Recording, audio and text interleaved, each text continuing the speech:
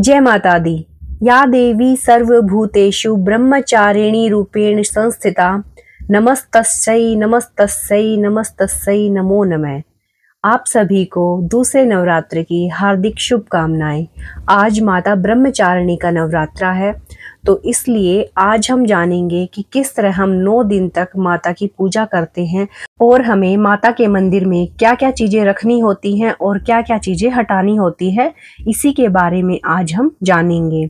दूसरे दिन सुबह सुबह उठकर स्नान करने के बाद, माता रानी को प्रणाम करने के बाद हम मंदिर की साफ सफाई करेंगे। तो हमें जो चीजें हैं वो हटा देंगे, कुछ जैसे कि हमने फूल चढ़ाए थे कल, उनको हम हटा देंगे।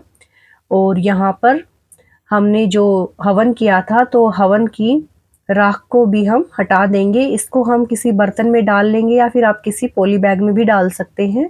और ये जो प्रसाद हमने माता के भोग में चढ़ाया था, इसको हटा लेंगे और गाय को दे देंगे और ये प्रसाद हम घर में सभी को बांट देंगे। और इस तरह हम मंदिर को साफ कर लेंगे अच्छे से। हमें नवग्रह को नहीं हटाना है और गणेश जी को भी नहीं, और कलश को हमें ऐसे के ऐसे ही रहने देना है स्थापित। तो हमें बस यही चीजें हटानी है और मंदिर को अच्छे से साफ करने के बाद फिर हमें अगले दिन की पूजा शुरू करनी है। तो ये जो हमने फूल और ये हवन की राख जो हमने हटाई थी, इसको हम घर के गमलों में डाल देंगे और कहीं इसको हम नहीं डालेंगे। और यहाँ पर हम वही हवन कुंड ले लेंगे और मैंने पानी का लोटा भर के रख दिया है, इसमें गंगा जल डाल देंगे और हम फिर से ताजा फूल माता रानी को चढ़ाएंगे। माँ दुर्गा की नव शक्ति का दूसरा स्वरूप ब्रह्मचारिणी है। तो यहाँ पर ब्रह्मचारिणी माता को लाल रंग के फूल अत्यंत प्रिय है, तो हम लाल रंग के फूल चढ़ाएंगे और माता को भाव रूप से और गणेश जी को भाव रूप से हम स्नान करवाएंगे, ऐसे पानी का छींटा देकर। और यहाँ पर हम दीपक लगाएंगे देसी घी का। और हवन के लिए यहाँ पर मैंने इसमें उपला डाल दिया है और थोड़ी सामग्री डाल दी है। प्रसाद में हम मिश्री का भोग लेंगे। मिश्री का भोग अत्यंत प्रिय है और इस दिन सफ़ेद रंग का ही भोग चढ़ाया जाता है माता को। तो यहाँ मैंने मखाने का भोग रख दिया है। और यहाँ पर अब हम हवन कुंड में अग्नि प्रज्वलित करेंगे। तो यहाँ मैंने कपूर लिया है, कपूर से ही हम अग्नि प्रज्वलित करेंगे। और ये छोटा सा हवन, ऐसे ही हमें रोज की पूजा करनी है। हवन में हम देसी घी डालेंगे, हम गणेश जी को तिलक लगाएंगे, माता रानी को तिलक लगाएंगे और कलश को तिलक लगाएंगे। इसी तरह हम ये सारा विधि विधान करने के बाद हम माता ब्रह्मचारिणी की कथा सुनेंगे। माता ब्रह्मचारिणी का यह स्वरूप भक्तों को अनंत फल देने वाला है। इनकी उपासना से तप, त्याग, वैराग्य, सदाचार और संयम की वृद्धि होती है।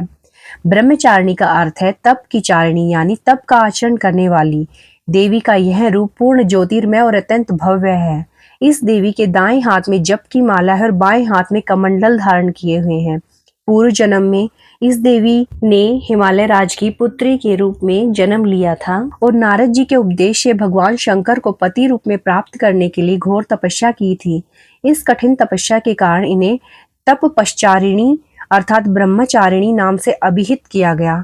1000 वर्ष तक इन्होंने केवल फल फूल खाकर बिताए और 100 वर्षों तक जमीन पर रहकर शाक पर निर्वाह किया।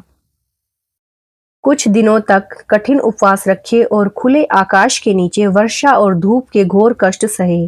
3000 वर्षों तक टूटे हुए बिल्व पत्र खाए और भगवान शंकर की आराधना करती रही। इसके बाद तो उन्होंने सूखे बिल्व पत्र खाना भी छोड़ दिए। कई हजार वर्षों तक निर्जल और निराहार रह तपस्या करती रही। पत्तों को खाना छोड़ देने के कारण इनका नाम अपर्णा नाम पड़ गया। कठिन तपस्या के कारण देवी का शरीर एकदम क्षीण हो गया।